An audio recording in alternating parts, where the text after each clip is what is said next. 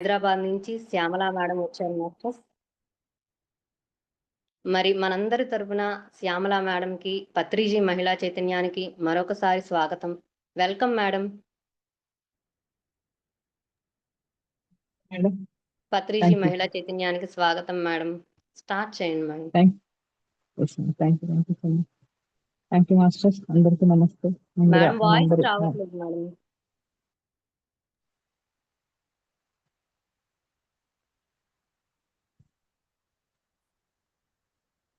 ఇప్పుడు ఓకేనా మేడం?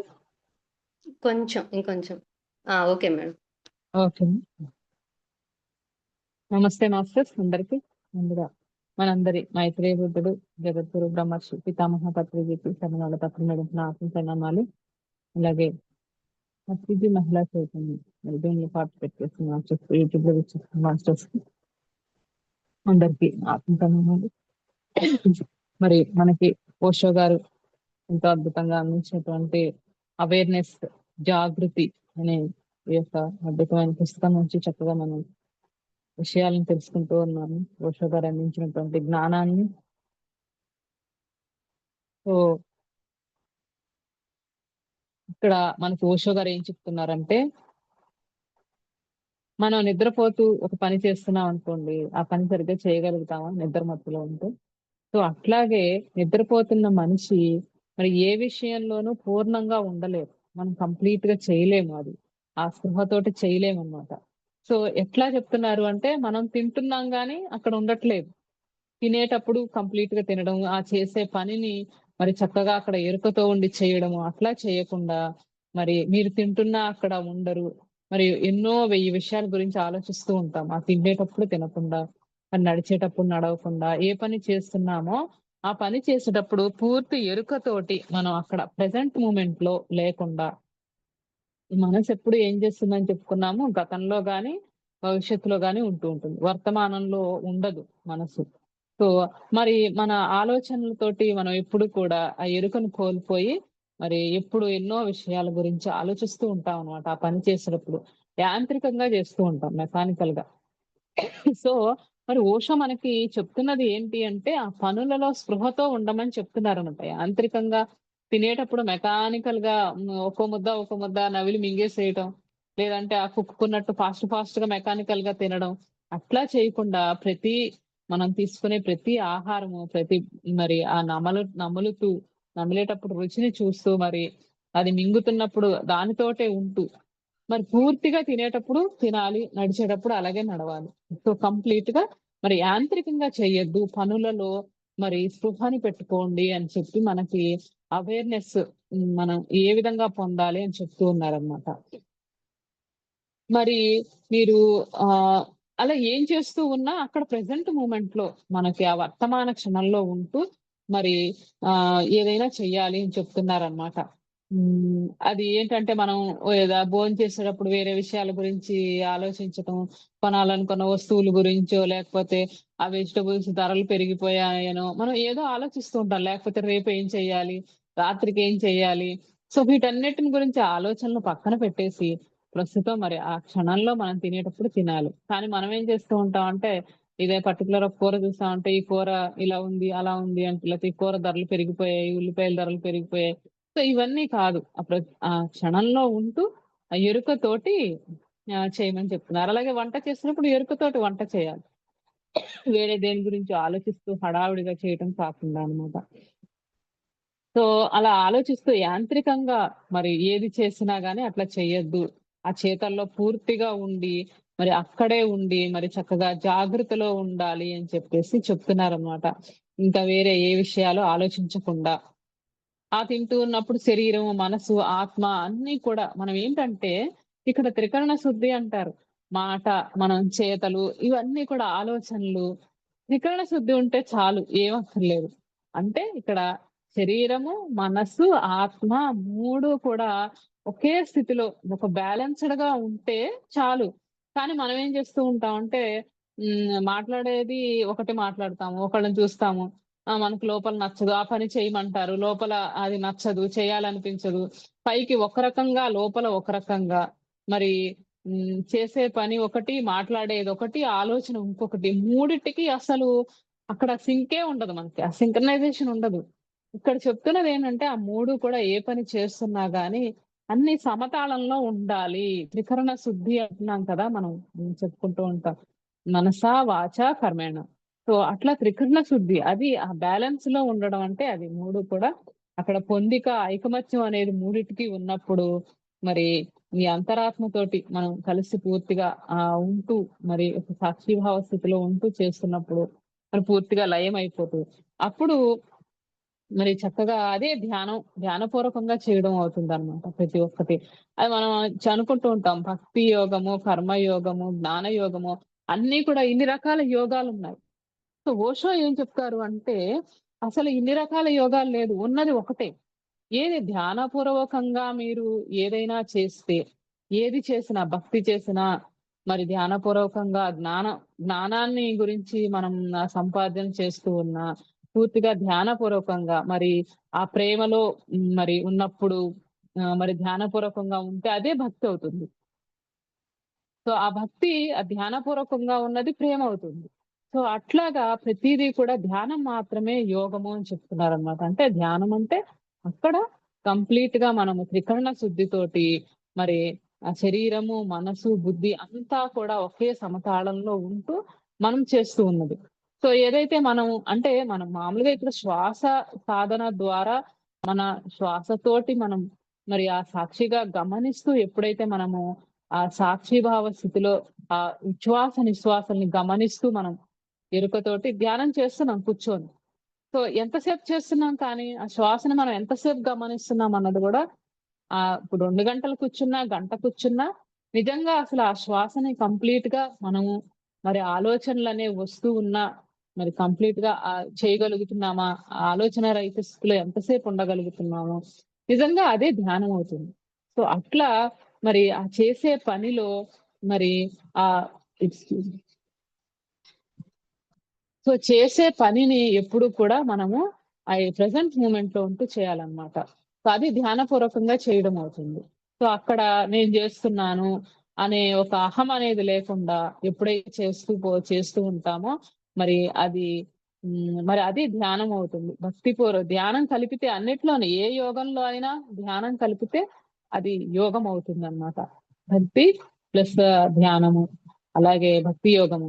మరి జ్ఞానము ప్లస్ ధ్యానపూర్వకంగా చేసింది జ్ఞానయోగం అవుతుంది. సో, మరి అక్కడ ధ్యానం లేదనుకోండి జ్ఞానంలో ఏమవుతుంది అంటే అక్కడ అహం అనేదొస్తుంది.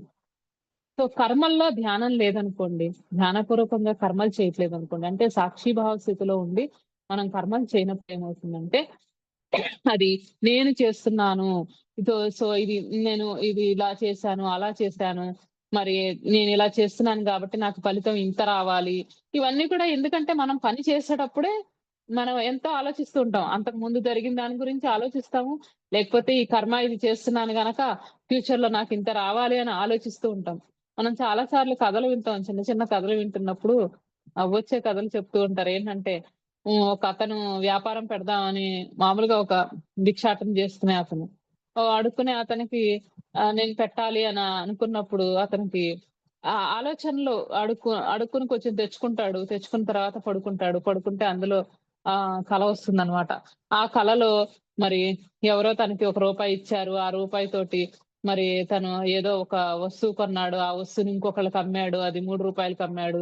అక్కడి నుంచి ఆహ్, ఆహ్, కొ ఇంకో రూ. 10 చేసుకొని దాంతోటి మరి ఒక కోడిని కొనుక్కున్నాడు. అక్కడి నుంచి మరి గుడ్లు ఇచ్చి అందరికి అమ్మినట్టుగా ఇంకా అలా అన్ని ఆలోచన చేస్తూ చివరికి భార్య వచ్చినట్టుగా, సో మరి ఆ భార్య తప్పు చేస్తే కొట్టినట్టుగా ఊహించుకొని మరి ఉన్న మరి ఆ గుడ్లనన్నీ పగలగొట్టేస్తాడు. సో అక్కడ ఏమవుతుంది అంటే అతను ఫ్యూచర్ గురించి ఆలోచిస్తూ ఆ ప్రెజెంట్ మూమెంట్‌ని ఆలోచన కలల్లో ఉండేసరికి అది మనకి కల నిజమా కూడా అర్థం అవ్వదు. ఫ్యూచర్ గురించి ఆలోచిస్తూ ఆ ప్లాన్‌లు అలా వేసేస్తూ ఉంటుందన్నమాట మనసు. సో అక్కడ ప్రెజెంట్ మూమెంట్‌లో అతను దాన్ని చేజార్చేసుకుంటాడు. కొంచెం మరి తెచ్చుకున్నది కూడా పోతుందన్నమాట. సో, ఈ మనసులో ఉంటే మనం ఎప్పుడు కూడా ఆ కలల్లో ఉంటే జరిగేది అలాగే ఉంటుందన్నమాట. అందుకే మరి ఎప్పుడు కూడా మనసనేది కలల్లో ఉంటుంది. అంటే కర్మయోగము ఏదైతే ఉందో కర్మయోగం అంటే ప్రెజెంట్ మూమెంట్‌లో ఉండి మనం చక్కగా ఆ పనిని ఎంజాయ్ చేస్తూ మనం ఎప్పుడైతే ఆ కర్మని చేస్తూ ఉంటామో అక్కడ చేసేవాడు చేయబడేది రెండు ఉండవన్నమాట. మనం పూర్తిగా లీనమైపోతాం. ఆ కర్మలో లీనమైపోయి చేయడం. చేసినప్పుడు అక్కడ నేను చేస్తున్నాను. నేను ఇది చేశాను గనక ఇంత చేశాను గనక ఇంత రావాలి నాకు ఫలితము. సో, ఆ ఉన్నప్పుడు మనకు అహం అనేదొస్తుంది. ఎక్కడ ధ్యానం లేకపోతే, కర్మల్లో ధ్యానం లేకపోతే. సో, అట్లాగే మరి జ్ఞానంలో కూడా అంతే. మరి ఆ జ్ఞానం గురించి చెప్పేటప్పుడైనా, చదివేటప్పుడైనా దాంట్లో పూర్తిగా మనం ధ్యానపూర్వకంగా లయమైపోయినప్పుడే నేను అనే భావన ఉండకూడదు. అక్కడ మనసు ఎప్పుడైతే వచ్చేసిందో మనకి అది పాస్ట్ లోకైనా, ఫ్యూచర్ లోకైనా ఎళ్ళిపోతుంది. సో, ధ్యానము అంటేనే పనుల్లో స్పృహ. మనం చేసేది ధ్యానపూర్వకంగా ఉండటం అంటే, అక్కడ ఆ క్షణంలో ఉంటూ ప్రెజెంట్ మూమెంట్‌లో ఉండడం అన్నమాట. ఆ పనులలో స్పృహను తెచ్చుకోమనే మనకి ఓషో చెప్తున్నారు. యాంత్రికంగా చేయొద్దు చేసే పనులు. సో, అక్కడ యాంత్రికంగా చేసినప్పుడు ధ్యానపూర్వకంగా ఉండదు గనక కర్మ అహంకారం అవుతుంది. సో, మరి అలాగే మరి ప్రేమలో ధ్యానం లేకపోతే ఏమవుతుంది? మోహం అవుతుంది. ఎట్లా బంధంలో చిక్కుకుంటారు. ఇది నాది, నాకే చెందాలి. సో, ఇట్లా వచ్చేసి ఆ ధ్యానపూర్వకంగా లేనప్పుడు అతిగా అటాచ్‌మెంట్‌లు పెంచుకోవడం. సో, ప్రతిదాన్ని తన సొంతం జేసుకోవాలనుకోవడం. లేదంటే ఆధిపత్యం కోసం ఇది నాది, నా సొంతం గనక దాన్ని ఆధిపత్యం చేయాలనుకోవడం. సో, ఇవన్నీ కూడా మరి ధ్యానపూర్వకంగా లేనప్పుడు మోహం కింద, బంధం కింద తయారవుతుందనమాట. సో, అందుకే మనకి ఓషో ఏం చెప్తున్నారు, అసలు యోగం అంటేనే ధ్యానము. ధ్యానం మాత్రమే యోగము. భక్తి అయినా కర్మయోగము, భక్తి యోగము, జ్ఞాన యోగం అనేవి ఇన్ని లేవు. ఉన్నది ధ్యానపూర్వకంగా ఏది చేస్తే అది మరి ప్రతి దానిలోని ధ్యానాన్ని జోడించాలి. సో, ఆ ధ్యానపూర్వకంగా మరి ఆ పనుల్లో స్పృహతోటి, పూర్తి ఎరుకతోటి ప్రెజెంట్ మూమెంట్‌లో ఉంటూ చేసినప్పుడు ధ్యానపూర్వకంగా మరి అదే యోగం అవుతుంది అని చెప్పేసి మనకి ఓషో ఇక్కడ చెప్తున్నారనమాట. నువ్వు జేస్తున్నది చిన్న పనా? చాలా పెద్ద పనా? అని కాదు. సో, అక్కడ కట్టెలు కొడుతున్నావా? లేకపోతే మరి మినిస్ట్రీ చేస్తున్నావా? ప్రెసిడెంటా? ఎవరైనా ఏదైనా కావచ్చు చేసేది. కానీ పూర్తి స్పృహతోటి చక్కగా ఎరుకతోటి చేసే పనుల్లో మరి దాన్ని ధ్యానపూర్వకంగా చెయ్యాలి అని చెప్తున్నారనమాట.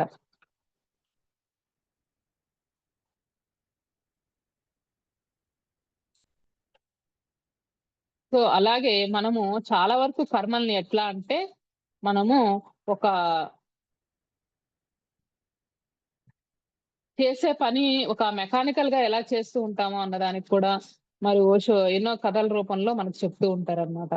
సో, మనకి ఈ కర్మ చక్రంలో మనం కొన్ని పనులని ఏంటంటే ఒక అలవాటుగా అంతకుముందు అలవాటయింది గనక ఇప్పుడు కూడా అలవాటుగా చేసేస్తూ ఉంటాము. సో, ఇక్కడ అలవాటు ద్వారానే మనం బ్రతుకుతాము అని చెప్తారనమాట ఓషో. అంటే ప్రధానంగా మరి అది ఎప్పుడూ కూడా అంటే ప్రెజెంట్ మొమెంట్‌లో ఉండనివ్వదు. అది వరకు చేశాం గనక ఆ అలవాటు ప్రకారంగా ఇప్పుడు కూడా క్రమం క్రమంగా మనకి హాబిట్స్ అంటాం కదా మనము. ఆ హాబిట్స్ ఏవైతే ఉన్నాయో అవి మనల్ని ఓవర్‌కమ్ చేస్తూ ఉంటాయన్నమాట. సో, దీనికి ఒక చక్కటి స్టోరీ చెప్తున్నారు. ఒకసారి ఏకనాథుడు అనే హిందూ మార్మికుడు ఆహ్, తీర్థయాత్రకు వెళ్తున్నారంట ఏకనాథుడు. ఎందుకంటే అతని దేశంలో అన్ని పవిత్ర స్థలాలను దర్శిస్తూ ఉంటారాయన. అందుకని వెళ్తాడన్నమాట. సో, మరి ఏకనాథుడితో వెళ్ళడం మరి చాలా మందికి ఇష్టం గనక చాలా మంది ప్రజలు మరి అతనితోటి ప్రయాణం చేసేవాళ్ళు. మరి ఆ ఊర్లో ఒక దొంగ కూడా వచ్చి ఏకనాథుడితో అన్నాడు, "నేను దొంగను అని నాకు తెలుసు. మరి మీ భక్తుల సముదాయంలో నేను కూడా ఓ సభ్యుడిగా ఉండే అర్హుడిని కాను. నేను దొంగనన్న విషయం నాకు తెలుసు. కానీ నాకు కూడా ఒక అవకాశం ఇవ్వండి. మరి నేను కూడా మీతో తీర్థయాత్రకు వద్దామని అనుకుంటున్నాను" అని ఏకనాథుడిని అడుగుతాడన్నమాట అతను. అయితే ఆయన ఏకనాథుడంటారు, "ఇది కష్టం కావచ్చు. ఎందుకంటే ఒక సంవత్సరం పాటు మరి నాతో ప్రయాణం చేయాల్సుంటుంది. అది చాలా దీర్ఘకాలం కదా! చాలా మరి నువ్వు ఇతరుల వస్తువును దొంగిలించడం మొదలు పెడతావు మరి. నీకు అలవాటు కదా అది. మరి నువ్వు దొంగిలించడం మొదలు పెడతావు. మరి అందరిని ఇబ్బందిని కలుగజేస్తావు కదా! మరి ఎందుకు అందుకని నీ ఉద్దేశాన్ని వదులుకో రావద్దులే" అంటాడు. కానీ ఆ దొంగ మాత్రం పట్టి విడవలేదు. అతనంటాడు, "ఈ ఏడాది అంతా నేను దొంగతనం చేయడం వదిలేస్తాను. కానీ నేను వచ్చే తీరాలి మీతోటి. ఈ ఒక్క సంవత్సరం నేను ఏ ఒక్క వస్తువుని ఎవరి దగ్గర నుంచి దొంగిలించనో మీకు నేను వాగ్దానం చేస్తున్నాను, మాట ఇస్తున్నాను" అంటాడన్నమాట. అని అంటే సరే అని జెప్పి ఆయన్ని వీళ్ళతో పాటు మరి తీర్థయాత్రలకు తీసుకువెళ్ళడం జరుగుతుంది. కానీ ఏమవుతుంది ఒక వారం లోపలే ఇబ్బందులు మొదలవుతాయన్నమాట. ఆ ఇబ్బంది ఏంటంటే జనాల సామాన్లలో నుంచి వస్తువులు మాయమవ్వడం మొదలవుతున్నాయి వాళ్ళకి. ఇంకా విస్మయం కలిగించే విషయం ఏంటంటే, అది ఎవరు దొంగిలించట్లేదు. ఒకరి సంచిలోని వస్తువులు ఇంకొకరి సంచిలో కొన్ని రోజుల తర్వాత కనిపిస్తున్నాయి. ఈ సంచిలోంచి ఆ సంచిలో, ఆ సంచిలోంచి ఇంకో సంచిలో కనిపిస్తుంది. అట్లా స్వాప్ చేస్తున్నాడు. ఒక సంచిలోంచి ఇంకొక సంచిలోకి. ఎవరి సంచిలో అయితే వస్తువులు కనిపిస్తాయో అతనంటాడు, వాళ్ళేమనుకుంటారు ఇతని వస్తువులు వాళ్ళ దాంట్లో పెడితే వాళ్ళే దొంగతనం చేశారనుకుంటారు గదా! అవతల వాళ్ళు. నా వస్తువు నువ్వు తీసుకున్నావేంటని. కానీ అక్కడ ఆ వస్తువులు కనిపించిన అతనంట నేనేమి చేయలేదు. ఈ వస్తువులు నా సంచిలోకి ఎలా వచ్చాయో నాకు తెలీదు. అక్కడ గోల మొదలైంది. ఒకళ్ళ సంచిలో తీసుకెళ్ళి ఇంకొక సంచిలో అందరూ దొంగల కింద పక్క వాళ్ళని చూస్తూ ఉంటారు కదా! సో, ఏకనాథుడికి అర్థమవుతుందన్నమాట. విషయం అర్థమవుతుంది. కనుక ఒక రాత్రి ఏం చేస్తాడంటే అతను నిద్రపోతున్నట్టుగా నటిస్తాడన్నమాట ఏకనాథుడు. కానీ అతను మెలకువగానే ఉండి గమనిస్తూ ఉంటాడు. ఆ దొంగ అర్ధరాత్రి వేళ కనిపిస్తాడన్నమాట. ఆ అర్ధరాత్రి వేళ అతను ఒకరి సంచిలోని వస్తువులను ఇంకొకరి సంచిలోకి మారుస్తున్నాడన్నమాట. సో, అలా చేస్తుంటే అతను నేరం చేస్తున్నప్పుడే పట్టుకుంటాడు ఏకనాథుడు. "నువ్వేం చేస్తున్నావు? మరి నువ్వు వాగ్దానం చేసావు కదా! నాకు దొంగతనం చేయనని. మరి నువ్విలా చేస్తున్నావేంటి?" అంటే ఆ దొంగ అన్నాడు, "నేను నా వాగ్దానం ఇచ్చింది భంగం చేయలేదు నేను. నేను ఒక వస్తువు కూడా దొంగిలించట్లేదు. అది కానీ అది నా పాత అలవాటు. మరి అర్ధరాత్రి వేళ నేను ఎలాంటి అనర్థం చేయకుండా ఉంటే నాకసలు నిద్రే పట్టదు ఆ రోజు. మరి నాకు దొంగతనం చేయడం అలవాటయిపోయింది గదా!" ఇది మనకి కొంతమంది ఎంత పెద్ద స్థితిలో ఉన్నా కూడా ఓ ధనవంతుడైనా కూడా అతనికి వస్తువులు దొంగతనం చేసే అలవాటుంటుంది. వాళ్ళు సైకియాట్రిస్ట్ దగ్గరికి వాళ్ళకి వెళ్ళినప్పుడు వాళ్ళు మనకి కొన్ని కేసెస్‌లో చెప్తూ ఉంటారు. ఏంటంటే, ఆ దొంగతనం ఒక అలవాటనమాట.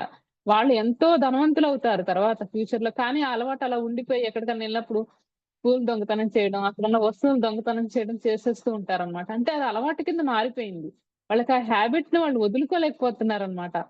సో, మనకి వచ్చే ఈ కర్మ చక్రంలో కూడా మనం ఎలా ఇరుక్కుంటాము అనే దానికి మనకిక్కడ ఓషో ఇక్కడ చక్కటి చిన్న కథల రూపంలో చెబుతున్నారనమాట.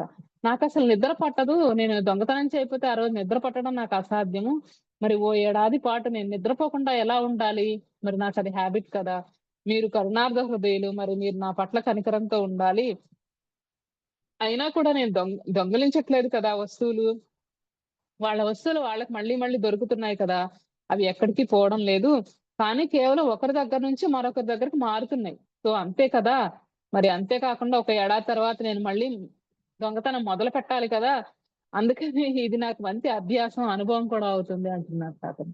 సో, అంటున్నప్పుడు ఇక్కడ మనకు ఓషో చెప్తున్నారనమాట. అలవాట్లు హ్మ్. మనల్ని కొన్ని పనులు చేయమని అలా నిర్బంధిస్తూ ఉంటుంది. మనం అంటూ ఉంటాం, "ఈ అలవాటు నాకు పోవట్లేదు. ఎలా పోవాలి?" ఇప్పుడు అంతే కదా! డ్రింకింగ్ కూడా ఒక హాబిట్. చాడీలు చెప్పడము, డ్రింకింగ్ చేయడము, కొన్ని ఫుడ్ హాబిట్స్ అవన్నీ కూడా ఇప్పుడు మాంసాహారం తినేవాళ్ళు మాంసాహారం అది హాబిట్ కింద మారిపోతుంది. అది తినకపోతే వాళ్ళకి తిన్నట్టే ఉండదు. సో, ఇవన్నీ కూడా కొన్ని పనులు కొన్ని మనని అవి మనసు ఏం చేస్తుందంటే అక్కడ హాబిట్ కింద అలవాటైపోయి మనల్ని నిర్బంధిస్తూ ఉంటుంది. అప్పుడు మనం ఒక బాధితుల కింద అవుతాము. సో, హిందువులు దీన్నే కర్మ సిద్ధాంతం అంటారని చెప్పేసి మరి చెప్తున్నారనమాట. తిరిగి తిరిగి చేసే ప్రతి పని లేక ప్రతి ఆలోచన ఏదైతే ఉందో, ఆలోచన ముందు మొదలవుతుంది. కర్మ చేసే ముందు ఆలోచనే కదా ఫస్ట్ అక్కడ బీజం పడేది. సో, అందుకని తిరిగి, తిరిగి మనం మళ్ళీ రిపీటెడ్‌గా చేసే ప్రతి పని గాని, ప్రతి ఆలోచన గాని, మరి అది ఎక్కువ శక్తివంతం అయిపోతుంది. అది మనల్ని మించిపోయి మనకంటే కూడా అది శక్తివంతంగా తయారయ్యి, చివరికి అది యజమాని అయిపోయి మనం బానిస అయిపోతాం అన్నమాట. ఈ అలవాట్లకి బానిస అవ్వడం అంటే ఎట్లా ఉంటుందంటే, ఎరుక లేకపోవడం అన్నమాట. పూర్తి మనం చేస్తున్న పని మీద మనకి ఆ స్పృహ, పనుల్లో ఎరుక అన్నది లేనప్పుడు, ఆ మనసు ఏమవుతుంది అంటే, మరి అక్కడ ఆ అలవాట్లే మన మీద మరి పెత్తనం చేయడం స్టార్ట్ అయ్యి, అది యజమాని అయితది. మనం బానిస అయిపోతూ ఉంటాం అన్నమాట. సో, దీన్నే కర్మ సిద్ధాంతం మరి అంటాం దీన్నే అని చెప్తున్నారనమాట. అప్పుడు దాని పట్టులో మనం ఉంటాం. అది యజమాని అయిపోతుంది. మనం పట్టు విడిచిపోతామనమాట. మన అక్కడ అలవాటులో బందీలుగా అయిపోతాము. అప్పుడు మనం ఒక ఖైదీ అయితే అక్కడ బానిస జీవితం మనం జీవిస్తాము మరి అని చెప్తున్నారనమాట. ఈ కారాగారం అలవాట్లో మరి ఆ నియమ నిబంధనలకు లోబడి మీరు చేసిన పనుల్లో తయారు చేయబడింది గనక అది మీ శరీరం చుట్టూ ఉంటుంది. మరి దానిలో మనము చిక్కుబడిపోతాము.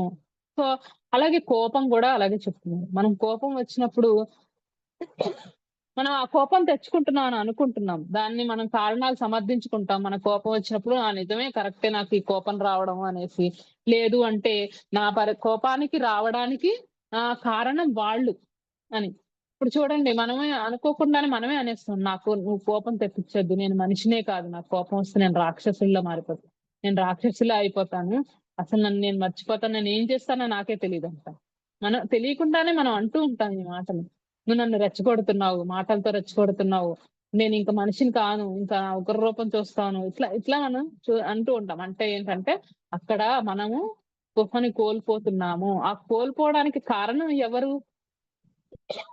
కారణాన్ని మనం ఏమంటున్నాము? అవతల వాళ్ళ మీద నెట్టుతున్నాం గానీ, అక్కడ కారణం వాళ్ళు కాదు. వాళ్ళ రూపంలో ఇంకొకళ్ళు రావచ్చు. ఆ ప్లేస్‌లో ఇప్పుడు ఏ బదులు బి రావచ్చు. బి బదులు సి రావచ్చు. అక్కడ క్యారెక్టర్స్ మారుతున్నాయి గానీ, లోపల ట్రిగ్గరింగ్ పాయింట్ ఉన్నది మనలోనే. ఓషో ఏం చెప్తున్నారంటే, ఈ కోపం రావడానికైనా, దేనికైనా కారణాన్ని మనం అవతల వాళ్ళ మీద ఏసేస్తూ ఉంటాము. సో, అసలు కారణం మనమే. ఎందుకు అంటే దానికి బందీ అయిపోయాం మనం. ఆ కోపం తెచ్చుకోవడం అన్న దాని మీద ఎరుక లేదు. మనలో స్పృహ లేదు గనక, మనం ఎప్పుడైతే మనం కోపం తెచ్చుకుంటున్నామో, మనం గమనించామంటే కోపం పోతుందక్కడ మనకి. అక్కడ గుర్తించటమే. ఎరుక వచ్చింది అంటే మనం ఎందుకంటే, మనం ఇప్పుడు కలగంటున్నామనుకోండి నిద్రలో, మనకది కల అని తెలియగానే మెలుకువొచ్చేస్తుంది. చాలా సార్లు మనం అబ్జర్వ్ చేయొచ్చు ఇది. ఎప్పుడైతే మనము ఆ డీప్ స్లీప్‌లో ఉండి కలకంటూ ఉంటామో, కల కన్నప్పుడు ఇది బయటకొచ్చిన తర్వాత మనం ఇది కల నిజం అనుకున్నామే అనుకుంటాం. అలాగే కలలో ఇది కల అని ఎప్పుడైతే మనం గుర్తించామో దానిలోంచి బయటకొచ్చేస్తాం. సో, ఇక్కడ నిజంగా నిద్రపోతున్న వాళ్ళందరూ మనమంతా నిద్రపోతున్న వాళ్ళం. జీవితంలో మనమంతా ఇలా నిద్రపోతూనే పనులు చేస్తున్నాము. మరి ఒక జాగృతి అయిన బుద్ధుడు ఏం చేస్తాడు అంటే, అది కల అన్నది గ్రహించాడన్నమాట. గ్రహించి నిద్రలోంచి మేల్కొన్నాడు. మేల్కొన్న వాడికి కలుండదు. కళ అన్నది నిద్రపోతున్న వాడికే ఉంటుంది. సో, అందుకే మనకి ఏం చెప్తారు అంటే, జీవితం అంతా ఒక కళ అన్నట్టు చెప్తారు. ఎందుకంటే మనం నిద్రపోతాము. ఇప్పుడు రాత్రి నిద్రపోతాము. రాత్రంతా కల ఏదో వస్తుంది. అంటే మనకి ఒక రాత్రి నుంచి పొద్దున వరకు అన్నది ఒక కల ఎలాంటిదో, మన జీవితం కూడా మనం పుట్టినప్పటి నుంచి చనిపోయే వరకు ఉన్నది కూడా ఒక కలే అన్నది ఆ విషయాన్ని బుద్ధుడు మరి ఆ జాగృతి పొందిన వాళ్ళు, ఆ తెర ఏదైతే మాయ తెర అంటున్నాం గదా! మరి ఆ త్యాగరాజ స్వామి వారు గాని ఆ మాయ పొర మరి తెర తీయగరాదా అంటారు. సో, ఇక్కడ మనం ప్రతీదీ కూడా నిద్రలో చేస్తున్నట్టుగానే ఈ అలవాట్లకి వీటన్నిటికి కూడా బానిసలైపోయి, ఇదే శరీరమే నేను అనుకుంటూ మరి ఆ కలలో మనం అనుభవిస్తున్నాం కదా! అనుభవించినప్పుడు కలలో ఎలా ఉంటుంది? అది నేనే అనుభవిస్తున్నా అన్న ఫీలింగ్ అక్కడ ఖచ్చితంగా మనం అన్నీ పొందుతూ ఉంటాం. నిద్ర లేచిన తర్వాత అయ్యో! ఇది కలే నేను అమ్మో! నిజం అనుకున్నాను హమ్మయ్య! అనుకుంటాం. సో, అలాగే ఆ నిద్రలో నుంచి మేలుకొన్న బుద్ధుడు కూడా అందరూ కలలు ఇప్పుడు లేచి ఉన్నవాడే కలలో ఉన్నవాడిని చూడగలుగుతాడు. లేచి ఉన్నవాడే నిద్రపోతున్నవాడు కనిపిస్తాడు. ఇప్పుడు నిద్రపోతున్నాడని తెలీదు. ఇద్దరు నిద్రపోతున్నారు కలిసి. లేచి ఉన్న బుద్ధుడే నిద్రపోతున్న వాడిని చూడగలుగుతాడు. స్పృహతో ఉన్న ఓషో, రజనీష్ లాంటి వాళ్ళు బుద్ధుడు, జీసస్ క్రైస్టు మరి ఒక బాబా షిరిడి సాయిబాబా వీళ్ళందరికీ కూడా ఒక యోగికి లేచి ఉన్నాడు గనకే నిద్రపోతున్న వాళ్ళు కనిపిస్తారు. వాళ్ళు కలలుగంటున్నారు, ఇంకా నిద్రలో ఉన్నారు అని. ఇప్పుడు నేను నిద్రలో ఉన్నదాన్ని నేను నిద్రపోతున్నాను అన్నది తెలీదు. పక్కవాడు నిద్రపోతున్నాడని తెలీదు. అందరూ నిద్రలోనే ఎళ్ళిపోతున్నాం. మళ్ళీ అలాగే ఇప్పుడు నిద్రపోతున్న వాడిని ఒక యోగి మేలుకొలిపితే వాడు నిద్రలో ఉన్నవాడికి ఎంత చికాకేస్తుంది. అబ్బా! డీప్ స్లీప్‌లో ఉన్నవాడిని లేపుతున్నాడేంటి అనిపిస్తుంది. సో, మనకెలా ఉంటుందంటే మనని తట్టి లేపుతున్నప్పుడు ఇప్పుడు ఒక పత్రిజీ గాని, ఒక బుద్ధుడు గాని, ఒక జీసస్ క్రైస్ట్ గాని ఇలా నిద్రపోతున్న వాళ్ళని తట్టి లేపుతున్నందుకే కోపం వచ్చింది. నీలో నువ్వు చైతన్యంలో లేవు. మీరు ఎరుకలో లేరు. మీరు స్పృహలో లేకుండా చేస్తున్నారు అని నిద్రలను లేపడమే ఆళ్ళు చేసిన తప్పు. ఈ మానవులు ఈ సమాజానికి అందరికి మీరు నిద్రపోతున్నారు. మీరు నిద్ర లేవండి అంటే, అబ్బా! హాయిగా ఉంది నిద్రపోతుంటే పక్కన ఇంకొకడొచ్చి నిద్రపోతే హాయిగా ఉంటుంది గానీ, నిద్ర లేపితే కోపమొస్తుంది. సో, అట్లాగా మరి బుద్ధుళ్ళందరూ ఎందుకు శిక్ష వేయబడ్డారు వీళ్ళ చేత మానవ సమాజంలో మరి జీసస్ క్రైస్ట్‌ని మరి సిలువ ఎందుకు వేశారంటే నిద్రపోయే వాళ్ళని లేపుతున్నారు కదా వాళ్ళు. మరి నిద్రపోవడం అంటే మనకిష్టం గదా! ఇంకా నిద్రపోని జోల పడితే బావుంటుంది మనకి. సో, మనం అక్కడ ఎరుకతో లేమనమాట. అక్కడ మైమరిచిపోయి పూర్తిగా ఉన్నాము. సో, ఇక్కడ ఎరుకను తెప్పించడానికే ఓషో చెప్తున్నారనమాట. ఆ ఓషో కూడా మరి ఎప్పుడైతే మరి వీళ్ళు ఎరుకలో కలిగిస్తున్నారు జనాల్లో, వీళ్ళని చైతన్యవంతం చేసి వీళ్ళు గనక ఎరుకలోకొచ్చారు అంటే మరి ఇప్పుడు దాని మీద ఎవరైతే మరి ఒక దాన్నేమంటారు? ఒక ఒక సమాజం బతుకుతుంది. ఎవరు అంటే వాళ్ళు అంటే ఓషో చెప్తారనమాట. అంతకుముందు సమాజంలో మరి జీసస్ క్రైస్ట్ ఉన్నప్పుడు ప్రీస్ట్‌లు, పోప్స్ వీళ్ళందరూ ఉండేవాళ్ళు కదా! పోపులు, చర్చ్ ఆధిపత్యం ఇవన్నీ ఉండేవి. సో, వాళ్ళేం జేస్తున్నారు ఇప్పుడు పోపు అధిపతి సో, వాళ్ళందరూ మరి దేవునికి వీళ్ళు మరి తీసుకెళ్ళి డబ్బులియ్యడము ఇవన్నీ ఉంటాయి కదా! మరి దానివల్ల మానవ సమాజం స్పృహలో లేదు గనక కొంత మరి ఉపయోగాన్ని పొందే అవకాశం వాళ్ళకుంది. మరి వీళ్ళు చైతన్యాన్ని తట్టి లేపుతుంటే అందరూ నిద్రలేస్తే, మేల్కొంటే ఇంక వాళ్ళకి ఉపయోగం ఏముంది కదా! సో, అందుకని తిరుగుబాటనేది వీళ్ళని నిద్రపోతున్న వాళ్ళని వాళ్ళ చేత చేయించి, వాళ్ళ చేతే మరి సిలువ వేయించేలాగా చేసి, మరి ఒక గ్రూప్ ఆఫ్ పీపుల్ అట్లా మరి దాన్ని వాళ్ళ స్వార్థం కోసం అలా ఉపయోగించుకోవడం జరిగిందనమాట. సో, ఓషో అదే చెప్తున్నారు. సో, మానవ సమాజం మొత్తానికి నిద్రలోనే ఉన్నాం. మనం తీసుకున్న ఈ ఎగ్జాంపుల్. ఈయనేం చేస్తున్నాడు మరి అట్లా ఏకనాథుడితో వెళ్ళినతను మరి మళ్ళీ అతనికి వదలాలని లేదు. వదులుదామనుకున్నాడు కానీ, మళ్ళీ నేను ఒక సంచిలోంచి ఇంకో సంచిలోకి పెడుతున్నాను. మళ్ళీ నేను దొంగతనం చేయడం మర్చిపోతానేమో. సో, ఇదొక ప్రాక్టీస్ కింద ఉంటుంది. కానీ నీకిచ్చిన మరి మాట నేను నెరవేర్చాను. నేను దొంగతనం చేయలేదు గానీ, ఒక దాని నుంచి ఇంకో దానిలో పెట్టానంటున్నాడు. సో, అట్లాగా మనం వదులుకోవాలని ఉండదు మనకి. ఆ హాబిట్ ఏదైతే ఉందో పూర్తిగా వదులుకోవాలని లోపల లేదు. పూర్తిగా ఎక్కడో అది చిక్కుల్లో మనకి ఆ అంతరాత్మలో ఉండిపోతుందనమాట. ఇలాగే మనం కర్మబంధాల్లో కూడా ఇలాగే చిక్కుకుంటాము అని చెప్పి ఓషో ఎగ్జాంపుల్ మనకి చెప్తున్నారన్నమాట. ఈ కోపము, ఈ గందరగోళము ఇవన్నీ కూడా మనకి మరి ఆ పాత నమూనాల్లో, ఆ గతంలో నుంచి వీటన్నిటిని కూడా వస్తాయి. మరి చెప్తూ ఉన్నారన్నమాట ఓషో.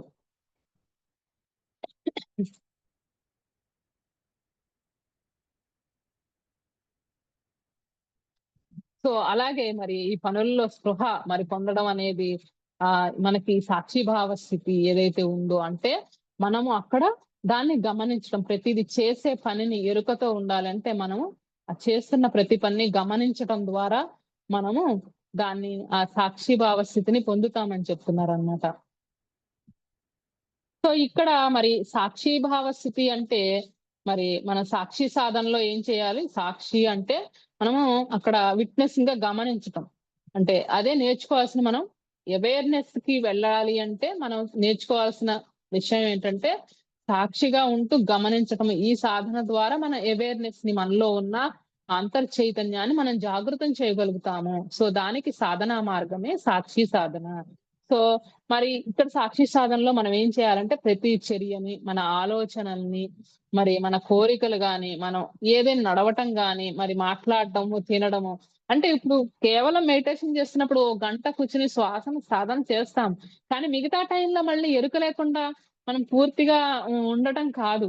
అలా మనము మరి డైలీ లైఫ్‌లో కూడా ప్రతి పనిని మనం స్పృహతోటి మనము ఆ సాక్షి సాధనలో ప్రతి చర్యని కూడా మనం గమనిస్తూ కదలికల్ని మనం అన్నిటిని కూడా ఒక సాక్షిగా ఇప్పుడు మనం ఒక ట్రైన్‌లో ఎళ్తున్నాము, కూర్చున్నాము. ఒక చాయ్ తాగుతూ మరి బయట అలా మూవ్ ఆన్ అవుతున్న ట్రైన్‌లో నుంచి మనం చాలా విషయాల్ని ఆ చెట్లు, చేమలు, పొలాలు, ఇళ్ళు అన్నీ అలా ఎళ్ళిపోతూ ఉంటాయి. సో, అట్లా కూర్చొని చూస్తున్నట్టుగానే మన లోపల ఆ సాక్షి ఏదైతే ఉందో, మరి ఆ ప్రతి ఒక్క విషయాన్ని దాంతో ఏమాత్రం అటాచ్‌మెంట్ లేకుండా ఇప్పుడు మనం ట్రైన్‌లో కూర్చున్నాము. జస్ట్ చూస్తున్నాం అంతే. అక్కడ పూర్తిగా లీనమైపోవట్లా వెళ్ళే విషయాలు. అలాగే పార్క్‌లో కూర్చున్నాము. పిల్లలు ఆడుకుంటున్నారు. ఇంకా ఎవరో మాట్లాడుకుంటున్నారు. ఇంకా ఏదో జరుగుతోంది. అన్నిటిని పార్క్‌లో మనం కూర్చొని చూస్తున్నాం. జస్ట్, జస్ట్ వాచ్‌ఫుల్‌నెస్ అన్నమాట. ఆ సాక్షిగా కూర్చొని మనం ప్రతి దాన్ని మనకి అంటే ఇప్పుడు కోపం వస్తున్నా ఓకే. ఇది కోపమొస్తుంది. దానిలో అటాచ్‌మెంట్ లేకుండా నేను ఆ కోపాన్ని కాదు వస్తోంది అని ఎప్పుడైతే గమనించామో అది ఆగిపోతుంది కోపం. సో, అట్లా ప్రతి ఒక్క విషయాన్ని మోహము, ఈర్ష్య, అసూయ ఇప్పుడు అసూయొచ్చింది. నాకది ఇష్టం లేదు. దీంతో నేను పోట్లాడతాను. ఇది నాకెందుకు రావాలి?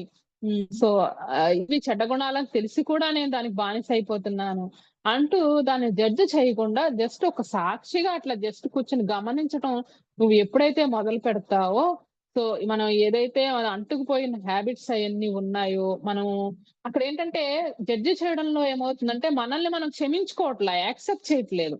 యాక్సెప్ట్ చేయకపోవడం వల్ల ఏమవుతుందంటే యుద్ధం మొదలవుతుంది మనలో. సో మోహము, తీవ్రమైన ఇష్టము, మరి ప్రేమల్లో పడిపోయి అవతలాలను చంపేయడం, ఇవన్నీ ఏంటంటే పూర్తి ఆ బంధంలో పడిపోయి మనం ఏం చేస్తున్నాం ఎరుక, స్పృహ లేకుండా పోతుందన్నమాట. సో దానికి మనకి ఇక్కడ సాక్షిగా ఉంటూ మనం జస్ట్ ఒక వాచ్‌ఫుల్‌నెస్, సినిమాకెళ్ళాము జస్ట్ అక్కడ కూర్చొని సినిమా చూస్తాము. అయిపోయిన తర్వాత యువతలకొచ్చేస్తాం. సో అట్లా మనలో ఉన్న ఒక సాక్షి ఏదైతే ఉందో, అంటే ఇప్పుడు మనకి చూడటం రావట్లేదు గానీ, ఇప్పుడు నిద్ర, కల, గాఢ నిద్ర మనం నిన్న అనుకున్నట్టు, నేను కల కన్నాను అని ఎవరు చూస్తున్నాడు లేచిన తర్వాత? మరి నేను గాఢ నిద్ర పోయాను అన్న ఎరుక నాలో ఉంది కదా! నిద్ర లేచిన తర్వాత తెలుస్తోంది. సో ఇవన్నిట్లో కూడా యాక్చువల్‌గా సాక్షి అనేది లోపల ఉన్నాడు ఈ అనుభవిస్తున్నవాడు. నేను పుట్టిన దగ్గర నుంచి కూడా మరి చిన్నప్పుడు పుట్టాను. సో తర్వాత పెరుగుతూ ఉన్నాను. ఆ అనుభవాలన్నిటిని నాలో ఇప్పుడున్నాయి కదా! నాలో ఉన్నాయి. చిన్నప్పుడు నేను పలానా చోట పుట్టాను. నేను ఈ పనులన్నీ చేశాను. సో, నేను చిన్నప్పుడు నేను కాదు ఇప్పుడు. నేను పెరిగాను. మళ్ళీ ఇంకా పెద్దగా అవుతాము, ముసలవుతాము, చనిపోతాము. సో, ఇదంతా కూడా అనుభవిస్తున్నది ఎవరు అంటే యాక్చువల్‌గా మనలో ఉన్న సాక్షే. సో, ఆత్మే. ఆ ఆత్మే అన్నిటిని అనుభవిస్తుంది. ఇది ఒక జీవితం మనం పుట్టిన దగ్గర నుంచి చనిపోయే వరకు అనుకుంటే, ఇలాంటి జీవితాలు అన్ని ఎన్ని లైఫ్స్ మనం మరి ఆత్మ మరి తన అనుభవాలను పొంది ఉంది.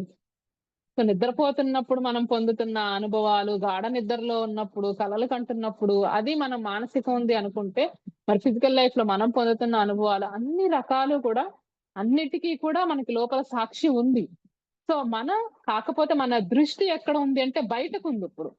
దాన్ని మనం దృష్టిని లోపలికి తిప్పినప్పుడు మనలో ఒక సాక్షి ఉన్నాడు అన్నది ఎప్పుడైతే మనకొచ్చిందో, మనం ఆ సాక్షిని గమనించామో అక్కడ మనసు పోతుంది. ఉండదిక. ఆలోచనలుండవు కదా! ఆలోచనల సమూహమే మనసని జెప్తున్నాడు ఓషో. మనసనేది ప్రత్యేకంగా ఒక పదార్థం కాదు. సో, కదిలిపోయే మేఘాల్లాగా ఆలోచనలుంటే, దాని వెనకాల ఆలోచనలే అన్నీ ఒక గూడు కట్టుకొని మొత్తం ఒక ఇదిలాగా తయారైపోయి, మరి అక్కడ మనకి ఆ లోపల సాక్షి ఉన్నాడు మనలో అన్న మనలో అవేర్‌నెస్ రావట్లేదు. ఎందుకు అంటే ఆలోచనల మధ్యలో ఆగిపోతున్నాయి. అక్కడ ఆపేస్తోంది గదా! అది అడ్డం పడుతోంది. సో, ఎప్పుడైతే మనం సాక్షి సాధన ద్వారా సాక్షిగా మనం గమనించడం మొదలు పెట్టామో, అక్కడ నెమ్మదిగా ఆలోచనలు కంట్రోల్ అయిపోయి, మరి అక్కడ మనసే లేదు. ఉన్నది సాక్షే అన్నది అర్థమవుతుంది. సో, నిన్న కథలో చెప్తున్నాను కదా! మరి అతను రాజుగారిని అడుగుతాడన్నమాట బోధిధర్ముడు. సో, "నువ్వు మనసుని తీసుకొచ్చావా? ఏది నా మనసు ఆ మనసుని నేను చిత్తాన్ని శాంతం జేస్తాను" అన్నప్పుడు, మరి చిత్తం ఎక్కడ ఉంటుంది అంటే, వెతికి పట్టుకొని నాకియ్యి" అంటాడు. ఆయన ఎప్పుడైతే మరి అంతర్ముఖం అయ్యాడో, అక్కడ మరి ఆ వెతుకుతున్న వాడే సాక్షి. అక్కడ సాక్షిని కనుగొనటంతోటే మరి ఆలోచనలనేవి అంతమైతే మనసు లేదు. అక్కడ ఉన్నదంతా శూన్యమే, ఆ సాక్షినే అన్నది తెలుస్తుందనమాట. సో, ఈ సాక్షి సాధనలో మరి గమనించేవాడు, గమనించబడేది మనకేమంటే డ్యూయాలిటీ ఏవైతే ఉందో అది నెమ్మదిగా మనకి చక్కగా కరిగిపోతుంది. ఆ సాక్షి సాధనలో సుఖం, దుఃఖము అలాగే మరి ఈ డ్యూయాలిటీస్ ఏవైతే ఉన్నాయో వాటి నుంచి బయటపడతామనమాట మెల్లిగా. స్పృహ మనలో కలగటం, ఆ కాన్షియస్‌నెస్ చైతన్యము ఏదైతే ఉందో, మరి మనం సాక్షిగా మారతామో, అక్కడి నుంచి మరి మనకి అవేర్‌నెస్ అనేది బిల్డప్ అవుతుంది లైఫ్‌లో. అంటే మనసుని అప్పుడు మనం అధిగమిస్తాం. కొద్దిగా ఆ మనసు స్థితి నుంచి, సాక్షిభావ స్థితి నుంచి మరి మైండ్ మనసుని అధిగమించడం జరుగుతుందనమాట. సో, ఇక్కడ నాన్ డ్యూయల్ స్టేట్‌లోకెళ్తారనమాట అవేర్‌నెస్‌లో.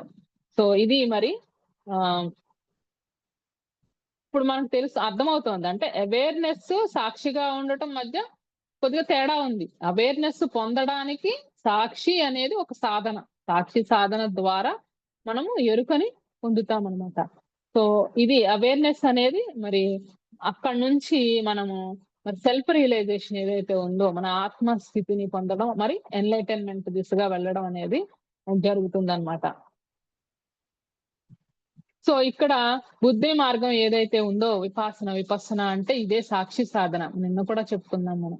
మరి మనకి ఉన్న ఎన్నో ఉపాయాల్లో ఈ సాక్షి సాధనకి విపස්සన అనేది ఈ శ్వాసని గమనించటం అనే ఉపాయం కేవలం శ్వాసని గమనించటం.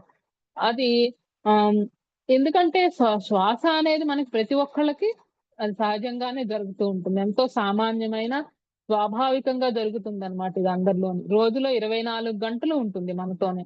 మనం బతికున్నంత కాలం మనతోనే ఉంటుంది. సో, మనం పుట్టినప్పుడు మరి శ్వాస తీసుకునే పుడతాము. మరి చనిపోయేటప్పుడు మరి లాస్ట్‌గా శ్వాసని పూర్తిగా వదిలేసి మన దేహాన్ని వదలటం జరుగుతుంది. ఆత్మ చైతన్యం ఏదైతే ఉందో అది బయటకు వెళ్ళిపోవడం జరుగుతుంది. సో, ఇక్కడ 24 గంటలుంటుంది. అలా అని మనం ఏం ప్రయత్నం చేయట్లా. శ్వాసను నువ్వు ప్రయత్నపూర్వకంగా చెయ్యాలి అంటే అది ఎప్పుడో అయిపోతాం మనం. ఎందుకంటే ఆ ప్రయత్నాన్ని మార్చాము, మనం ప్రయత్నాన్ని మానేసాము, మర్చిపోయాము అంటే మరి గుండె ఆగిపోతుంది. సో, అట్లాగా మరి ఇది ప్రయత్నం పూర్వకంగా మనం జరగట్లేదు. ఇది శ్వాస అనేది ప్రయత్నపూర్వకంగా చేయాల్సిన అవసరం లేదు. మరి ఒకవేళ ఒక మంత్రాన్ని జపించామనుకోండి, మరి అప్పుడు మనం ప్రయత్నం చేయాలి. మరి అట్లాగే రామ్ రామ్ అని ఏదైనా గాని మనం ఆ మంత్రాన్ని జపించాలంటే ప్రయత్నపూర్వకంగా మనం చేయాల్సుంటుందనమాట. ప్రయాస పెట్టుకోవాలి. ఎందుకంటే మర్చిపోతాం గదా! మధ్య మధ్యలో. సో, అదన్నీ మనసు క్రియలు. సాక్షి సాధన అనేది మనసు క్రియ కాదు అది. సో, ఇట్లాగే చెప్తున్నారనమాట. మళ్ళీ ఇంకా బుద్ధుడు ఏం చెప్తున్నాడంటే దీన్ని శ్వాసని గమనించటం. ఎట్లా గమనించాలంటే లోపలికి వెళ్తోంది, మరి బయటకు వస్తోంది. దాన్ని పరిశీలించండి. ఇక్కడ మనకేం చెప్తున్నారంటే 4 సంగతులు గమనించాలి ఈ శ్వాసని. ఎట్లాగా?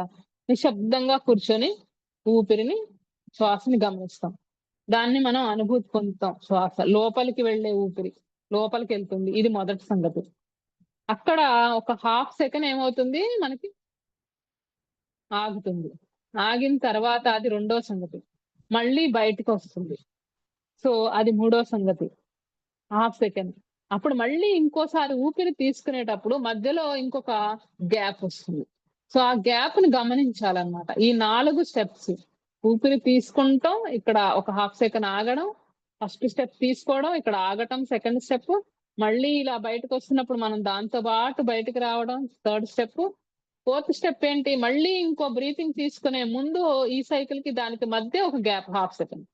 సో, ఈ 4 గనక మనం పర్ఫెక్ట్‌గా గమనించగలిగితే నిజంగా ఈ 4 సంగతులు కూడా మనం పూర్తిగా దాంతోటే ఉండాలి. ఇంకా వేరే ఏ ఆలోచన లేదు. శ్వాస యొక్క చక్రం ఏదైతే ఉందో, ఈ 4 సంగతుల్ని గమనించగలిగితే ఈ సామాన్య పద్ధతిలో జరిగే అద్భుతాలను చూసి మీరు ఆశ్చర్యపోతారు అని చెప్పి బుద్ధుడు మరి మనకి చెప్పారు అన్న విషయాన్ని మన ఓషో చెప్తున్నారనమాట. ఎందుకంటే అప్పుడు మనసు పనిచేయదు. మనసు ఆగిపోతుంది కరెక్ట్‌గా మనం గనక చేస్తే. గమనిక అన్నది మనసు యొక్క లక్షణం కాదు. గమనించాము అంటే మనసు ఆగిపోతుంది. గమనిక లేకనే మనసు ఫ్లో అనేది దానంతట అది ఆటోమేటిక్‌గా ఒక యాంత్రికంగా జరిగిపోతుంది. మనం యాంత్రికంగా చేస్తున్నాము అన్న గమనిక మనకు వచ్చిన మరుక్షణమే మనం యాంత్రికంగా చెయ్యం. కోపం వచ్చింది అనే గమనిక మనలో ఉంటే కోపం ఆగిపోతుంది. సో, మనం అరుస్తున్నామేంటి అనే గమనిక వచ్చిందనుకోండి, మనం వెంటనే అరవడం ఆపేస్తాం. సో, ఇక్కడ గమనిక అన్నది మనసు యొక్క మరి లక్షణం కాదు. గమనిక అన్నది ఆత్మ యొక్క చైతన్యం యొక్క ధర్మము ఇక్కడ. మరి బోధిధర్ముడు ఆహ్, బోధిధర్ముడిని ఆ రాజు అడుగుతాడు. నేను ఇన్ని రకాల పుణ్యకార్యాలు చేశాను. మరి అది నువ్వు ధర్మం కాదు అంటున్నావు. ధర్మం వేరే ఉందంటున్నావు ఏంటి అన్నప్పుడు ఆయన చెప్పిందేంటంటే నువ్వు ఏ పనులు చేస్తున్నా ఆత్మస్థితిలో ఉండి సాక్షిగా ఉండి నువ్వు చేయడమే ధర్మం ఏం చేసినా గాని. అది ధర్మం అవుతుంది. అలా ఉండి చేసిన కార్యాలన్నీ ధర్మం అవుతాయి. అంటే ధ్యాన స్థితిలో ఉండి, ఆత్మస్థితిలో ఉండి చేసినవి ధర్మానికి సంబంధం ఉంది. మిగతావన్నీ పాపపుణ్యాల చిట్ట. అది వేరు. మనం చేసినవి పాపం అయితే పాపాన్ని అనుభవిస్తాం. పుణ్యం అయితే పుణ్యాన్ని అనుభవిస్తాము. సో, అవి ఇనపక సంకెళ్ళు, ఒకటి బంగారు సంకెళ్ళు. 2 సంకెళ్ళే ఏదైనా. కానీ దీని నుంచి బయటకి రావాలి అంటే, పాప పుణ్యాల నుంచి బయటకి రావాలి అంటే, చేయాల్సిందేంటంటే ధర్మంలో ఉండటం. సో, ఆ ధర్మంలో ఉంటే ఆ ధర్మమే మనల్ని రక్షిస్తుంది. సో, అంటే సత్యంలో ఉండాలి. సత్యం ఏది అంటే ఇది ఆత్మస్థితే సత్యం అన్నమాట. శరీర స్థితి సత్యం కాదు. అది మనం తెలుసుకోవాలి. ఆ జాగరూకత ఏదైతే ఉందో అవేర్‌నెస్, గమనిక అనేది అది మానసిక కార్యం కాదు. ఇప్పుడు ఈ సాక్షి సాధన అనేది మనసు క్రియనా? ఇది కూడా గమనించటం అనేదన్న డౌటొస్తుంది గదా! చాలా మందికి. మనం జపము ఇవన్నీ చేస్తున్నాం. అది మనసు క్రియలవుతాయి.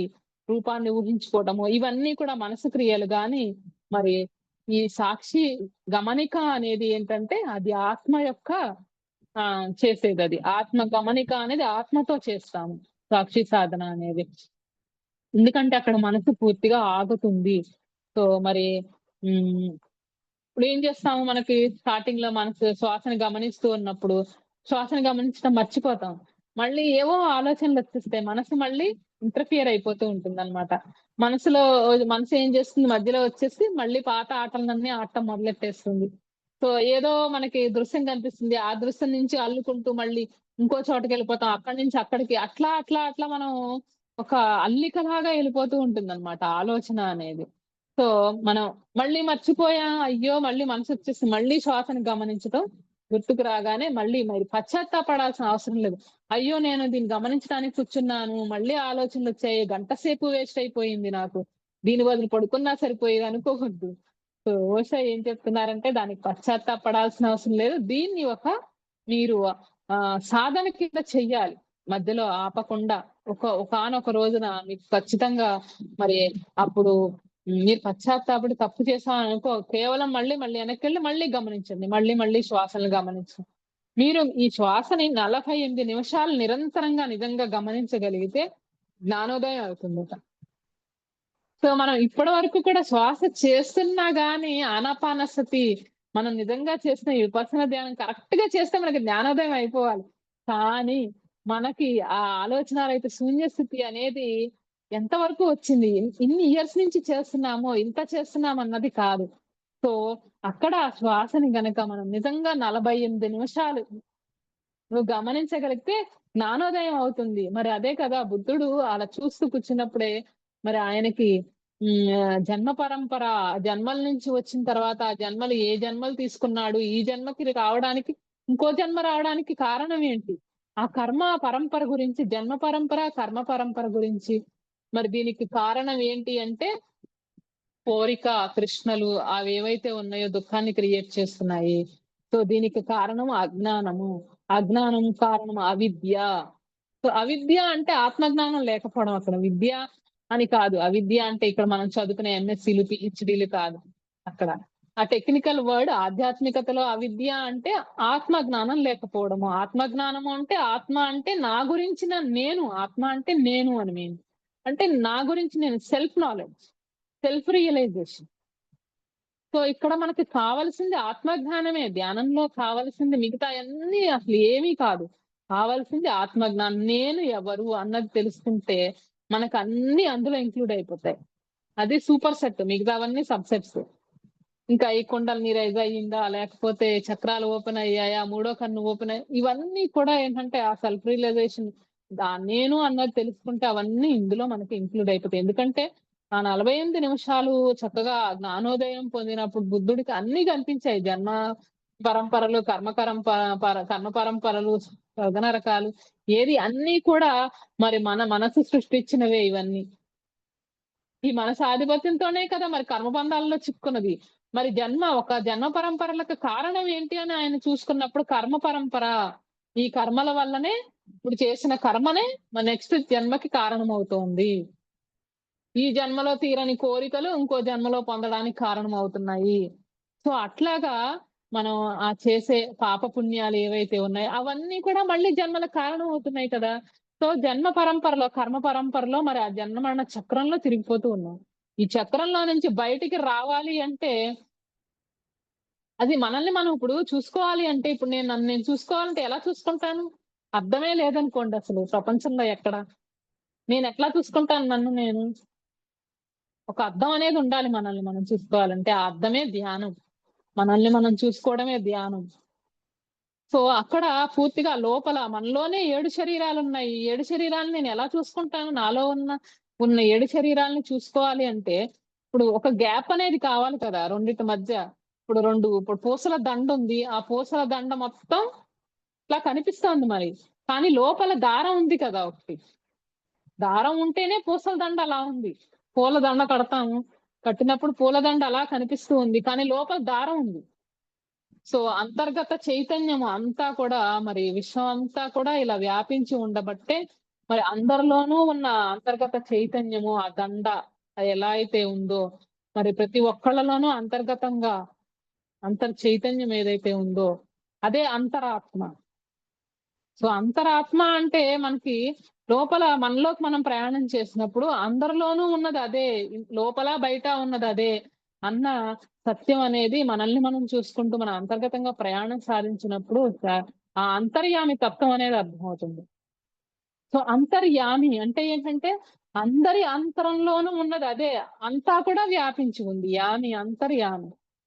సో ఆ పూల దండలో దారంలాగా ఎలా అయితే కలిపి ఉంచిందో మనల్ని అందరినీ, సృష్టి మొత్తాన్ని కలిపి ఉంచింది ఆ అంతర్యామి తత్వం ఏది అంటే ఆ చైతన్యం సృష్టి మొత్తం కూడా వ్యాపించేది. ఇక్కడ లేదు అక్కడ ఉంది అన్నది లేదు, అదే బ్రహ్మము అన్నారు. సో ఆ సత్యాన్ని మనం తెలుసుకోలేకనే మనము దుఃఖంలో ఉన్నాం. అదే అవిద్య. బుద్ధుడు చెప్పిన దుఃఖానికి కారణం తృష్ణ.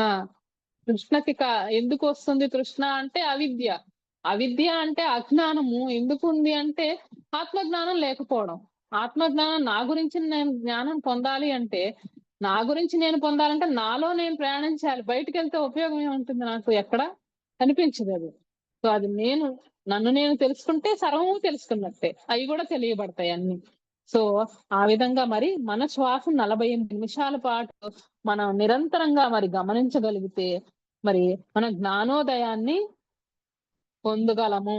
అంటే కేవలం 48 నిమిషాలు ఊపిరిని గమనిస్తే జ్ఞానోదయమా అని మీరు ఆశ్చర్యపోతారు. ఎందుకంటే మీరు ఆ శ్వాసని గమనించడం అంత కష్టం కాదనుకుంటాం గానీ, అది 48 సెకన్లు కూడా మీరు మనసు నిలబెట్టలేరు అంటున్నాడు ఓషో. నిజంగా మీరు ఒక గడియారం పెట్టుకొని ప్రయత్నించమంటున్నాడు. మొదట్లో మీరు 60 సెకన్లు కూడా జాగ్రత్తలో ఉండలేం. ఎందుకంటే గడియారములు కదులుతూ ఉంటుంది. మనం శ్వాసను గమనిస్తూ ఉన్నప్పుడు మళ్ళీ దారి తప్పిపోతూ ఉంటుంది. 60 సెకన్లు కూడా మనము అంటే 60 సెకన్లు అంటే ఓ నిమిషంలో కూడా మనం నిద్రలోకి వెళ్ళిపోతాము. అయితే లేదు, గమనించడాన్ని గురించి మర్చిపోతాం. అప్పుడు మనకు ఆ గడియారం ఏంటి? గమనించడం, ఆ గడియారం మనకు గుర్తు చేస్తుంది. మనం గమనించడం మర్చిపోయాము. అరే! మనం గమనించటం మర్చిపోయాము అనేసి మళ్ళీ గమనిస్తాం. అప్పుడు మళ్ళీ గడియారాన్ని మర్చిపోతాం, గమనించడం మర్చిపోతాం. 2 మర్చిపోతాం. ఇవన్నీ ఏంటంటే ఆ మనసు మధ్యలో వచ్చేస్తుంది. మళ్ళీ ఆలోచనలొచ్చేస్తాయన్నమాట. సో, ఆ ఆలోచన మిమ్మల్ని సుదూరంగా తీసుకుపోతుంది. కనీసం ఒక్క నిమిషం కూడా 48 నిమిషాలు కాదు. ఒక్క నిమిషం ట్రై చేయండి మీరు. అంటున్నారనమాట ఓషో. హఠాత్తుగా అప్పుడు మీరు గుర్తిస్తారు. గడియారాన్ని చూస్తారు. 10 సెకన్లు పాటు మీరు గమనించలేదు. ఆ 10 సెకన్లు గడిచిపోయాయి. అర్రే! నేను అనుకున్నాను. మళ్ళీ ఆలోచనలొచ్చేసాయి. మళ్ళీ ఆలోచనలోకెళ్ళా. ఏం పర్వాలా. అయినా మళ్ళీ శ్వాసను గమనిస్తూ సో, ఆ సాధని చేస్తే మెల్లమెల్లగా మనకు అలవాటవుతుంది. ఇదొక నేర్పు, ఇదొక అభ్యాసం కాదు. ఇదొక చమత్కారం కింద మనకి మరి చక్కటి ఆత్మ జ్ఞానాన్ని పొందుతారు. నెమ్మదిగా మనం అలవాటు కింద అవుతుంది. మరి ఆ జాగరూకత మనలో ఆ ఎరుకని మరి పొందడానికి మార్గమే ఈ ఆనాపానసతి, శ్వాస మీద ధ్యాస, ధ్యాన విధానం. మరి ఈ ధ్యానం సర్వ రోగ నివారిణి, సకల భోగకారిణి అంటే ఇంకా సకల భోగం అంటే మనం తెలుసుకున్న తర్వాత అంతా ఆ తత్వం, అంతర్యామి చైతన్యం, ఆత్మతత్వం గురించి తెలుసుకున్నాక మరి మన దృష్టికోణం మారుతుందన్నమాట. సో మరి ఆ బుద్ధుడే ఎప్పుడైతే లోకమంతా దుఃఖమయంగా కనిపించింది ఆయనకి. ఎందుకంటే ఆయనకి దుఃఖం వచ్చింది. మనం దుఃఖంగా ఉంటే లోకం అంతా దుఃఖంగా కనిపిస్తుంది మనకి. మనం ఆనందంగా ఉంటే లోకం అంతా ఆనందంగా ఉన్నట్టే మనకు కనిపిస్తుంది. సో అప్పుడు ఆయన చూసిన మరి రోగతన్ని గాని, ముసలతన్ని గాని ఇయన్నీ చూసి అరే! అంతా దుఃఖం ఉంది. మరి దీనికోసమా ఈ ముసలితనాన్ని మనం ఎలా అయినా పొందాలి. మరి జబ్బులు వస్తాయి. ఎప్పటికప్పుడుకి పోతాము. మరణం ఉంది. మరి ఇంత చిన్న జీవితం కోసం ఇంత తపన ఎందుకు పడుతున్నారు? ఇంత మరి సంపాదన కావాలనుకుంటున్నారు. రాజ్యాలు కావాలనుకుంటున్నారు. అవతలాళ్ళ ప్రాణాలు తీయడానికి లెక్క చేయట్లేదు. అసలు ఇవన్నీ ఎందుకు జరుగుతున్నాయి? దీనికి కారణం ఏంటి? అన్నది ఆయన లోపల తొలిచేసింది ఆయన్ని. సత్యాన్ని తెలుసుకోవాలి ఇది అని చెప్పి మరి ఆయన మరి అక్కడికక్కడే అన్ని వదిలిపెట్టి మరి రాజ్యాన్ని అన్ని త్యజించేసి వెళ్ళడం జరుగుతుంది. కానీ తర్వాత ఆయన చెప్పింది ఏంటి అంటే సంసారంలోనే నిర్వాణం అని చెప్పారు.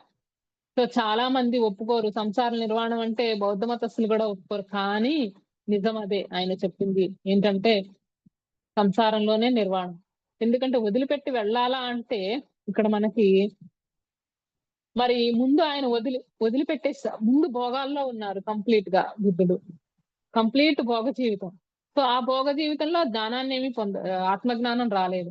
దానికి వ్యతిరేక దిశలో ఆయన ఏం చేశారు, ఈ భోగాలన్నింటినీ వదిలిపెట్టేసి సన్యాసం తీసుకుంటే జ్ఞానోదయం అవుతుంది అనేసి మరి దాన్ని వదిలిపెట్టి సన్యాసం తీసుకొని మరి ఉపవాసాలు కఠినంగా చేస్తూ మరి శరీరాన్ని శుష్కింప చేసుకున్నప్పుడు ఆత్మజ్ఞానం వచ్చిందా అంటే అప్పుడు రాలేదు. సో అలా కాకుండా ఎప్పుడైతే మరి శరీరాన్ని మనం దానితో పోట్లాట పెట్టుకొని దాన్ని బాధ పెడుతూ ఇబ్బంది పెట్టినప్పుడు మరి ఎవరైతే ఆ అనుభవం పొందాలా అనుకుంటుంది దేన్ని ఉపయోగించుకుని శరీరాన్ని ఉపయోగించుకునే కదా మనం ఆత్మజ్ఞానం ఇప్పుడు పొందాల్సింది మనం బతికి ఉండగానే. చనిపోయిన తర్వాత కాదు కదా బుద్ధుడు అనుకున్నది. చనిపోయిన దాని తర్వాత గురించి ఆయన ఎప్పుడూ మాట్లాడలేదు. బతికి ఉండగానే ఈ దుఃఖానికి మూల కారణం తెలుసుకొని మరి ఆ జ్ఞానంతో జీవితాన్ని జీవించాలి అన్నదే మరి నా ఎయిమ్ అయినప్పుడు మరి నా శరీరాన్ని సృష్టింపజేసుకుని దీంతో వైరాన్ని పొందుతూ నేను ఆత్మజ్ఞానాన్ని ఏం పొందుతాను అన్నది అప్పుడు రియలైజేషన్ వచ్చి ఇది కాదు. సో అటు భోగము కాదు, ఇటు త్యాగము కాదు. సో ఆ మధ్యలో ఉంది. సత్యం అన్నది మధ్యలో ఉన్నది. సో ఇక్కడ త్యాగం భోగం అన్న వాళ్ళకి ఏమవుతుంది, ఆ భోగ జీవితంలో ఉంటారు. దానికి ఆపోజిట్ గా వీళ్ళు త్యాగం చేస్తున్నారు. సో రెండు ఒకటే ఒక రకంగా. రెండు తప్పే. అట్లా కాకుండా అటు భోగము కాదు, ఇటు త్యాగం కాదు. సత్యం అనేది ఎక్కడుంది? మధ్యలో ఉంది. ఆ మధ్య మార్గంలోనే ఆ సత్యం ఉన్నది అన్న విషయాన్ని తెలుసుకుని మరి ఆహారాన్ని ఇవ్వాల్సిన ఆహారాన్ని సరైన యుక్తంగా యుక్త ఆహారము, యుక్త విహారము, యుక్త స్వప్నము, మరి చేష్ట, యుక్త అవబోధ అన్ని యుక్తమే మనకి. పత్రిజీ అందించినటువంటి ఆ 5 ఫింగర్స్ కాన్సెప్ట్ లో అంతా యుక్తంగా మధ్య మార్గంగా గోల్డెన్ మిడిల్ పాత్. మరి ఆనాపానసతి ధ్యాన విధానము మధ్య మార్గం గోల్డెన్ మిడిల్ పాత్.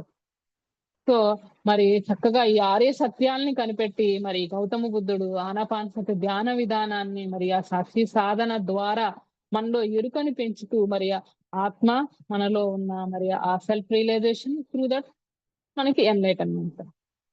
సో ఉన్నదంతా కూడా అంతర్యామి తత్వాన్ని తెలుసుకోవాలి అంటే ఆ గ్యాప్ ఏదైతే ఉందో, ఆ శూన్యం ఏదైతే ఉందో అదే మనం. ఇటు త్యాగము కాదు, అటు భోగము కాదు, మధ్య. సో శ్వాసకి మధ్య ఉన్న ఆ శూన్యం. ఎందుకంటే ఇప్పుడు పూలదండ ఇందాక అనుకున్నట్టుగా పూసల దండలో దారం కనిపించాలి అంటే మనకి ఆ 2 పూసల్ని ఇలా విడదీసి చూస్తే మధ్యలో దారం కనిపిస్తుంది. సో అట్లాగే మన శరీరాలు కూడా శరీరంలో ఉన్న ఆనియన్ ఎల్లో పొరలు ఉన్నట్టుగానే మన శరీరంలో కూడా మరి స్థూల శరీరము మరి అలాగే అన్నమయ కోసము, ప్రాణమయ కోసము, మనోమయ కోసము, విజ్ఞానమయ కోసము, మరి అలాగే నిర్వాణమయ కోసం, ఆనందమయ కోసము, నిర్వాణమయ కోసం, విశ్వమయ కోసం. సో ఇన్ని కోశాలు ఉన్నాయి. మరి ఒక కోశం నుంచి ఇంకో కోశానికి మన ప్రయాణం అంతర్గతంగా మనం చేస్తూ ఉన్నప్పుడు ఆ సత్యాన్ని అదే ఎసెన్షియల్. మనలో ఉన్న ఆ ఫ్రీక్వెన్సీస్ డిఫరెంట్ ఆ చైతన్య స్థాయిల్ని మరి ఆ సత్యాన్ని మనం తెలుసుకుంటూ ఉన్నప్పుడు మనం అసెండ్ అవుతాం. అలా కాకుండా ఆ స్థాయి నుంచి కిందకి పడిపోయినప్పుడు డిసెండ్ అవుతాం.